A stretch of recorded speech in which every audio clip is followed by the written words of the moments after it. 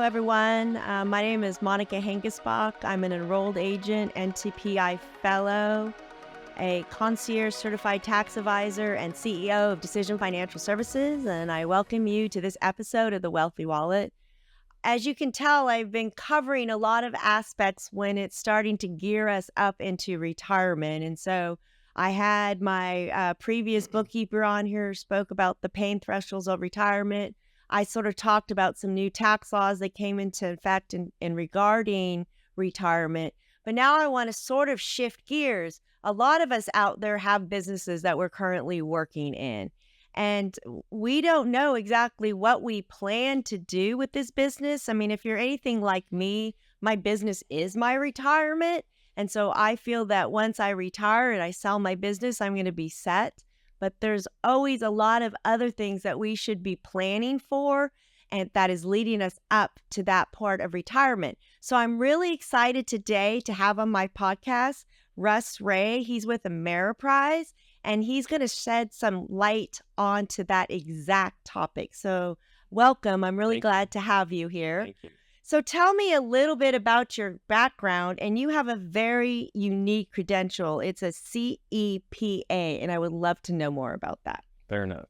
Okay, so have a practice within Ameriprise. We call it R squared.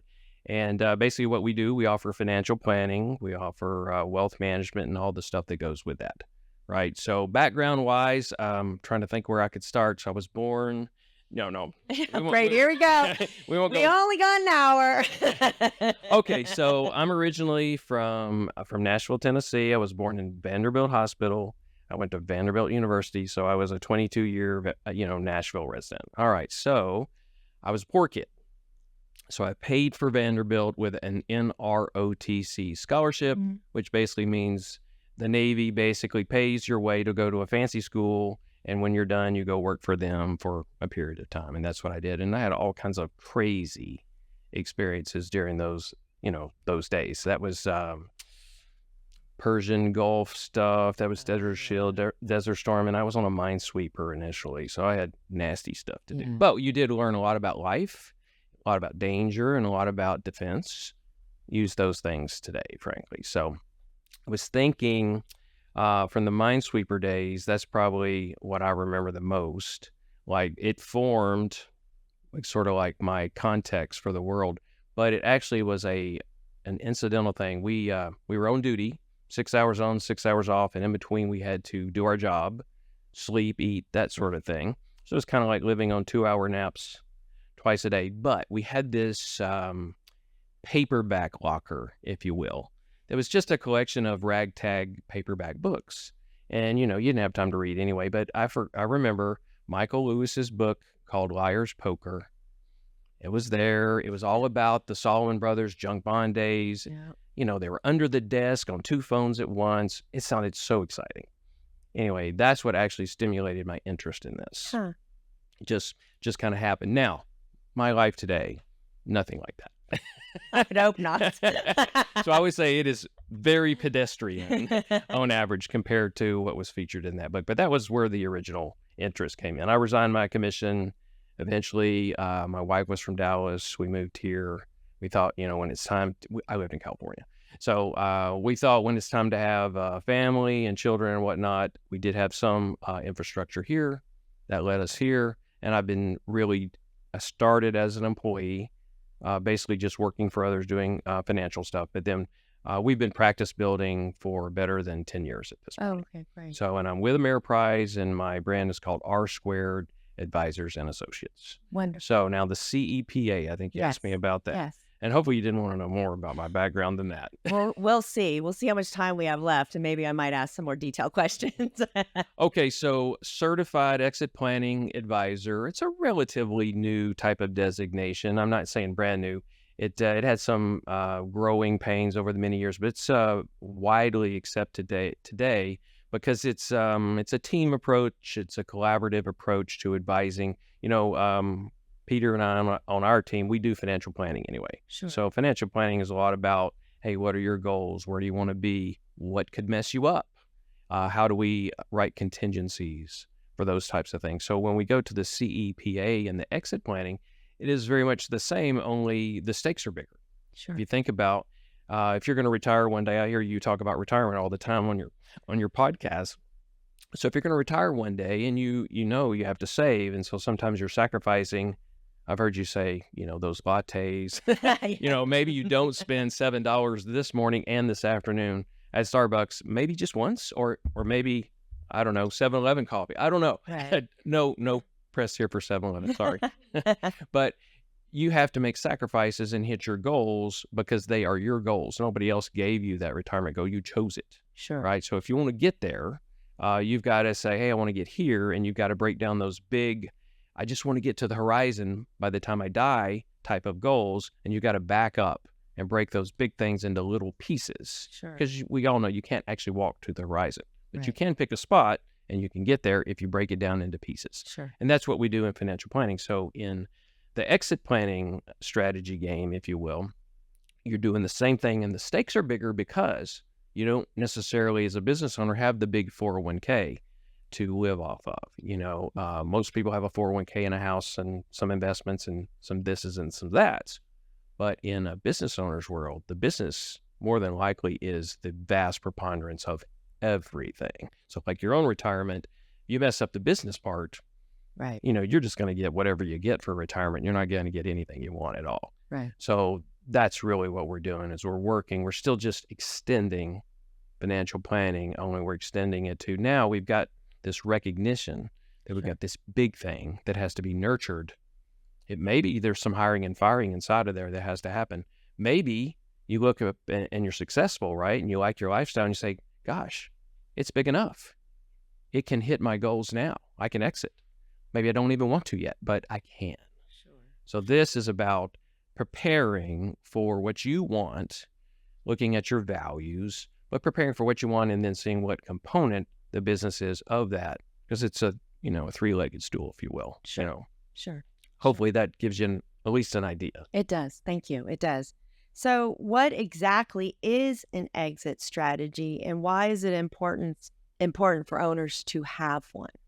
Oh, that's a good question. So an exit strategy, think of, it's not as much about this exit thing way off in the future or maybe just a little off in the future. So think of exit planning as actually a business strategy. It's not something for later. It's more for the now, right? Okay. You can exit. A lot of people exit and they get what they get. Mm-hmm. If you want to be, it's purposeful. It's present tense, I guess is what I would say. You do it now. You might be 1 year in the business. You might have just conceived to have a business, and you may have been doing the same thing for 30 years. All of those business entities should have an exit strategy, if you will. It's kind of like rental property. They always say, figure out how the heck you're going to get out of this thing before you ever buy it, and you have a chance of being successful. Business is like that too. But I have not found that people do exit strategies until they're getting ready. Yeah. And then usually they get hit with these large tax bills, or they don't get what they want, or they plan it wrong, or the documents are wrong in the process because they didn't really plan for the exit. No one ever plans for the end. They always plan during it. Right. And it might not even be wrong. It's just what they happen to end up at rather than being purposeful. I want this and I've considered these things and therefore I'm going to do it this way. Sometimes you're like, I just don't want to pay too much tax this year and therefore I chose this path. Right. With your counsel, right? Yes. You can help guide them. Sure. And I find a lot of times I have to work very closely, with your work because we want the same language when we're communicating. Right. So it's heard. Right. My thought. Yeah. Perfect. At what stage should a business owner think about an exit strategy? So similarly, you should, when you start the business, that's the stage you should I'm do. blind already. Sure. We find, there are stats out there. We know nationally something like 58, 59%, don't have a business exit strategy. We know that 27, 28% literally don't have anything in place, certainly not a written plan. We would recommend that you want a written plan, you want it broken down, and it should be forward-looking. I'd like to see people 5 to 7 years even before a possible exit would be considered. 3, 5, 7. Some of the pitfalls would tell you don't do it that way, right? Because remember, 50% probably 50% of business exits are involuntary. Something happens to you or to the business that induces the exit. And that's a biggie. Yeah. Yeah. Yeah. So what are key components of a successful exit strategy? Key components are, if you think about it, it's deciding early on where you're going to go, right? And remember, there are 3 legs to this, right? Mm-hmm. So sure, the business and your business plans that you do inside your business are one of them. There's also, the ownership, you, a team, a family, the values, the Mm-hmm. personal goals, aspirations, and passions of the ownership itself, right? So that's the personal leg, right? So you've got the business leg, the personal leg, and then there's this, hey, what do you want financially? So that's our core business, right? The financial planning part. So if you want to have a certain lifestyle when you retire one day, right, we've got to figure out that part. So there's 3 legs, and that's the business plan itself, the financial planning part for executing financial strategies, literally, and then that personal part. If you think about it as a person, you may get all of your giggles out of being the business owner. Right. And you might think about, in the absence of that ego stroke, in the absence of that control over your world, what would you do? How would you feel? Would it be devastating? We've learned that, gosh, almost 75% of business owners profoundly regret selling their business even a year later. Profoundly regret. So it can be devastating. Yeah. Yeah. I have my dentist. He's in the process of selling. Well, he is selling his practice. He's retiring. Okay. And he had initially had a dentist that worked for him, and that fell through. Now he has another dentist. And when I speak to him, because shame on him, he had my mouth full of Novocaine. He's trying to ask me about tax strategies, right? I'm like, you're a little bit late here. I can't even tell you, but come on in. He said that he picked the person that's going to take over his practice because she had the same morals and ethical treatment of his clients and his patients that he was looking for. He was looking more for the thought process, that his thought process in practicing dentistry, not going to one of those big corporate, Smile USAs, but still the mom and pop. That was his key, was more how his patients were going to be treated versus the numbers or who was buying it. Is that common? Is that part of that personal that you were talking about, or is personal more the internal, like you mentioned, the ego stroking or the devastation not having it anymore? Does that factor into it quite a bit with people thinking about that? It handsomely factors in. So even in my own industry, you run a practice for several years and you want to exit. I'll say the most popular thing I hear is that I want somebody to shepherd over my clients and take care of them like I do, right? So same thing in dentistry. Medical practice, I haven't seen it quite as much. But let's say you're a construction company, you probably aren't going to see that quite the same. Right. Right. But if you're let's say you're a PLLC or some version of that, if you deliver services, yes, I would say that's a very common personal objective. Okay. Right. Okay. Yeah. What are some common mistakes that business owners make when they're planning for their exit? Well, not planning at all, but we'll make that one off the list. Yeah, I think that's what it is. It's having no urgency. That's a big thing because, again, exit seems like it's way off into the future. Mm-hmm. So I would say that 50% thing is the biggest because the 50% is just simply, do you realize that by not making a plan and a plan that includes contingencies, that you are literally just a sitting duck for whatever might happen to you and your health, to you and your family, to distraction. How about to the business? Cyber attack shuts down the whole thing, and what you thought were good numbers, the next year turned out to be not so good numbers, right? And again, depending on what your other goals are, I would say the biggest one is just literally not realizing that some things are beyond your control and you have to prepare and write in contingencies if you hope to address them, right? Because those things are going to happen to somebody. Right. And at 50%, I mean, it's literally, if there's the two of you, you and I mean, statistically, it's one of us. One of us. Right. Yeah. So it's hard to get your brain around that could really be true. Right. Yeah. Yeah. So the other is putting it off, not so much from the risk part, but just simply putting it off and not controlling the glide path. Right. So, you can look up an SIC code and get an idea what kind of general number you might have done your tax work, and you might have kind of like this tax number that we'll say a tax number, right? And you might want a tax number to be a certain thing relative to what taxes you may owe, estate, income, or otherwise. But when you get ready to monetize, that is really working against you. So we think about the real number versus that tax number. You don't really want the IRS, dialing you up because you have this grandiose plan. You really just want that when it materializes. But let's say I want to exit one day and I want a certain lifestyle. If I've suppressed my value as a habit, for a number of quarters and years, I'm going to pay the piper later. So like we leave a lot of money on the table by trying to manage the tax on a year by year rather than on a continuum of, hey, where am I going over 5 and 10 and 15 and 20 years with this thing? Right. So I would say that is a huge one. Okay. That makes sense. So you got to focus on the value you're creating, not so much the income. Yeah. And I like what you said, that it's something of forecasting it out 5, 10, how many years versus the immediate. Because I find out a lot of business owners, well, us as people, right? We want an immediate. We go to the gym, we go 1 week, we don't see a muscle, we're like, we're out. Because we didn't immediately get that. So we're like, I'm not going to put that much effort. So why would it be? I see it in businesses as well. Well, okay, if I'm not going to immediately get this, then I'm doing something wrong. I'm going to shift gears, versus as that planning piece becomes so important of seeing where you are today, where you are in a couple of years, and where you are in 5 years. Makes complete sense when it's coming to an exit strategy that it would be the same thing. And really, I think the analogies go further, because if you do that, you say, hey, I'm going to join a gym. And you're right, I don't see immediate results, but you forgot all the rest of it. You need to hire a dietitian, or at least get counsel from a dietitian, right? You need to get a personal trainer, because guess what? When you lose your zeal to work out after less than a month, you've got some accountability there. So you have to assemble a team, right? And so it's the same thing in exit planning. I'm not in the silo where I say, hey, you do this, I'll come back and meet you next month. Did you do this? No.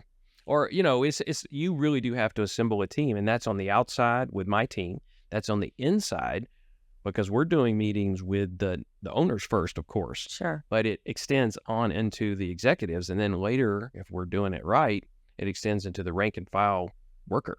Right? Messaging, philosophy, execution, breaking those big processes that we need, and we recognize I can't magically have that process. We've got to break it into little bites. Get that done over a month or a quarter, come back, reset, do it again. So we often think about 90-day sprints as the way to execute these bigger, longer term strategies, because you just can't do everything at once. Kind of like you can't go from, soft and pudgy to lean and mean without a prolonged effort with accountability and a team. Is that, I loved your fitness analogy. Yeah, makes sense. That makes perfect sense. So the biggest question is, how does a business owner determine value of what their business is worth? So how do they do it? Well, the actual answer is get help. I guess that's it. So you, hopefully, and I think the stats show this, that so I think it's 40% of business owners claim that their tax professional is their most valued advisor. So we already have, let's say, hopefully that already established. So we're building a team. Right. So if we're going to establish the value, we have that reference point, but now we've got to back up a little bit and figure out what exactly we have that's different than just this generic book value or something like that number. And part of that is, what industry are you in? What's a typical business look like? And that's just a starting point. Right. Then we've got to talk about, what do we actually have? I would say 80% of all of the value of someone's business is probably secretly there. They don't know it's there. They don't know what affects it, impacts it. And it's probably intellectual capital. And you don't have to be a book writing company, or, like this one patent, and that's all you are. That's not it. Intellectual capital is all of the things having to do with, sometimes, your processes, has to do with who your customers are and why they choose you. Right. Even you're doing a lot of this right now, this social capital, like, how's your presence? How are you creating a presence? How are you expanding your web? All of those like that. And then, of course, your human capital, which is, literally, you as the owners, your sales team, the family, your best salespeople, your best legal attorneys, your marketing people. It's all of those things make up the intellectual capital of your business. And if you're not nurturing, purposefully doing something with that, you got to say you're going to get more whatever you happen to get at the back end rather than what you really, design, orchestrate, and execute to have happen. Sure. I think that's the way to describe that. That makes sense. Is that a fair answer to the question? Yep, that's perfect. So you mentioned that exiting a business can be a very emotional process. So how do you help them navigate that psychological aspect of getting out of their business? That is literally the hardest of all of the components, and that's where the team comes in, honestly. So depending on the type of person, depending on the type of business and the type of personality that we, remember, we're attempting to identify that. Right. But depending on that, that dictates what components of the team I use, right? And I have various people in various categories that do various aspects of that. But I would think of it as if you're the CEO of a giant corporation and you're used to calling the shots, everybody defers to you. You are almost like a god when you come into work, walk through the facilities and stuff. You're used to being the top dog. If you all of a sudden turn that off and now you come into a different building and nobody's deferring and no one says yes ma'am, yes sir, that kind of thing, right? You can imagine an overwhelming emptiness to your ego, right? And so a lot of times, again, on that 3, 5, 7-year glide path, having a little time, what we want to do is through the goal process, like your personal vision statement. Yes. Like the business has one, but the person has one too. Right. We identify what the vision is and we do matchmaking, right? Maybe yours is philanthropy. Maybe you would be well served to be a board member of, a cause that you find important, right? We can't dictate to that. But that vision of where they see themselves as a person, the footprint they either currently make on the earth or want to make on the earth. I guess the connections in terms of that has to be about their personal vision statement and what they want. And sometimes that's not just a person. Sometimes that's a woman and a man, right? Or some type of couple. Sometimes it's a family. It's like it's me, my children, my grandchildren. Here's what we're doing as a family on planet Earth. This is what's important to us, right? So sometimes it's that big. And don't forget, sometimes the ownership team is not just a family. It's a complicated arrangement of things. And sometimes it's literally a corporate vision statement as it applies to this particular company, strange as it might sound. So it's complicated. It's a team approach and it's very personal, but it's generated by the vision statement. Okay. That's great. That's wonderful advice. Can you share some challenges that you have faced when you've helped clients? Well, there are many. There are many challenges. So I would say the one I see the most is lack of urgency, right? So we can say, hey, exiting is present tense. They don't hear it, right? I've got a great lifestyle. Many business owners feel wealthy and affluent, right? Maybe it's because they're not paying very much in taxes and they end up with more, right? But they're robbing themselves, right? But I would say that lack of urgency is the big thing. And I know secretly that 50% are going to step in a pothole. So all I can do is encourage and point things out, but I can't make them take action. So remember too, the baby boomers are a big, big part of this puzzle. So many of our businesses today are owned by, that band of people. And of course, their psyches are constructed in certain ways based on their life experiences and their parents. So we've got this band of people, right? They think, core value-wise, like I can work my way out of whatever problem hits me. That's a core value. So for me to say, you have all these pitfalls, I'll work my way through that. And they have that confidence. And the success in business that they've seen is proof, right?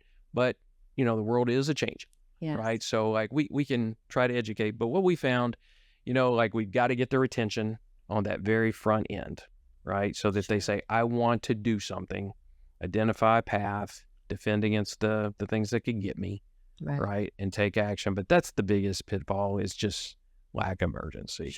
I would say sometimes if we're talking about a family, I mean, that's a big pitfall because we think, oh, I'm going to do this. My family's on board with me. They're all going to agree. Oh, no. Families are complicated. I don't care if there's only 2 kids, even a spouse. It's complicated. So sometimes it's very hard to get alignment on that. So sometimes we have to go out of our way to back up and redo the vision statement to incorporate some of that and factor in how we're going to address it. Sure. Right. So I think those are 2 pretty big ones. That makes sense. What are the top 3 pieces of advice you would give a business owner who's starting to think about exiting? So the biggest one is call somebody. Do it now.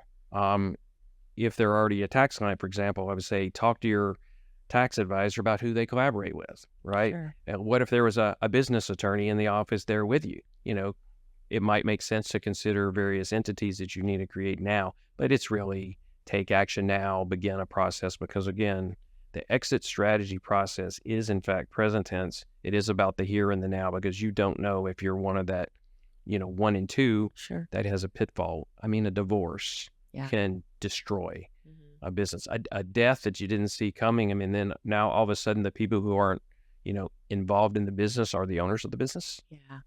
And, it can just destroy itself, right? A disability sometimes is even worse, because then, gosh, the owner has to watch as they can't do what they could do. Now they have to watch it come apart at the seams and become worth, more like a garage sale price of what they thought they had created. I guess that's how I would sum up that one. Okay. Right? You can ask me more and I'll try to think of some more. Sure. I probably have a longer list. I'm sure you do. Are there any books or resources you would recommend business owners to? I know this is always a tough one. I get asked this a lot about tax strategies, and I'm like, oh, I don't know, $1 Million Mind. But are there any type of books or resources you would recommend? Well, when it comes to the portfolio management parts, which is a subcomponent of financial planning, which is a subcomponent of your exit strategy. Okay. Right. So there are a lot of books. I actually think that Robert Kiyosaki material is pretty good, because it's really about that passive side of thinking. I don't necessarily think you need to be passive in everything, but it's a pretty good reminder of what time does for you if you'll position correctly. And then when it comes to your world, I work a lot on tax efficient investing. And I think a lot of times we just completely forget about that. So we have philosophies in terms of what kind of assets should be held in what types of accounts. And it's not so much that we're smarter than anybody else. It's that we're laying the groundwork more from a 5, 10, 20-year perspective in terms of what you're going to get. So your stuff that generates, taxed at the ordinary income level, it makes sense to be in a structure where it's taxed that way anyway. Sure. Right. And if you have something that's got a favoritism to it, it makes sense to put that in an account where you get to, realize the favoritism. So I think those kind of things are a way to do it. But in terms of resources, beyond that book, there's Christopher Schneider wrote a book called Walking to Destiny. That's a little bit more in the exit strategy world, but I mean, it's really just written for business owners. So it's not that you have to be a CEPA, to get something out of that. I think that's a good one. And again, I like podcasts and YouTube channels, and The Wealthy Wallet. That's not a bad one to tune into that one. We put out material from time to time through our website. We have various workshops that we ramp up from time to time. I would say, we offer those as social invitations. Take us up, contact us, join us, bring a friend. Well, that's a great segue, because what I wanted to ask next is anyone that's listening, if they're a business owner, an entrepreneur, and you really hit home, how could they reach out to you to get a hold of you? What's the best way? So we are very much old school. So we usually use our phone number. Now, if you're calling from Washington or somewhere like that, I guess you could just Google us. Okay. You can do Russ Ray Ameriprise, Plano, Texas, and you'll find we'll be first or second. Great. Right. And we're R-Squared Advisors. You can put that in there too, and you'll find us the same way. Wonderful. Right. So that's what we usually do. We're on Facebook. We're on LinkedIn. It's very easy to find us. Wonderful. Well, thank you. Well, as always, I usually try to throw a few little driplets of tax nuggets to give out there as strategies for one that's exiting. And there's a couple of them that might work well. One of them is called a qualified small business stock. And basically what that is that you have to be a C corporation. Your asset value has to be about $50 million or less. And if you meet certain thresholds, you would be exempt up to 100% of the tax on that gain of $10 million. The other one is what's called a charitable planning with donor advised funds, or you may hear DAF or DAF or any other way that they call it. But basically that is, let's say I moved $500,000 of my company stock into a DAF account. In that year that I moved that stock, I get a $500,000 charitable deduction on my individual tax return. So if I'm actually exiting or selling my business and having to have large capital gains or maybe some depreciation recapture by putting $500,000 of company stock into this donor advised fund and getting that $500,000 write-off in that year of sale can lessen the sting of those capital gains. And finally, there's something called a qualified opportunity zone. And basically that is what, let's say I sell my business within 180 days of realizing that gain, I then open up what is called a qualified opportunity zone entity and I locate a property. Now, the IRS has hundreds of properties that qualify as qualified opportunity zones. And believe it or not, the stockyards in Fort Worth happen to be one of those opportunity zones. And so it qualifies for a long-term gain exemption. And basically what that means is, let's say I invest $250,000. The requirement is to hold this investment for 10 years. So let's say I hold it for 10 years. Let's say now my investment that I put in at $250,000 has doubled to $500,000. Because I held it for 10 years, that $250,000, because it's gain that I put into that opportunity zone, is tax-free. I do not pay any capital gain tax on that. So that's another way to be able to defer gain on a sale of my business once I've exited and move that into another investment. And that psychological aspect that Russ was mentioning, well, here it is. Now I'm managing my own opportunity zone. And most of the time, this is real estate. So here you're buying commercial real estate. Imagine what it'd be like to own commercial real estate in Fort Worth stockyards. It's booming. So that could be a very big opportunity for someone. So again, thank you so much for being a part of my podcast. You gave wonderful insight on exit strategy. I really appreciate your knowledge. And thank you, everyone, for watching The Wealthy Wallet. I promise next time we are talking about death. We will have an estate planning attorney on the next podcast. So thank you, everyone, and I look forward to talking to you guys again. Bye.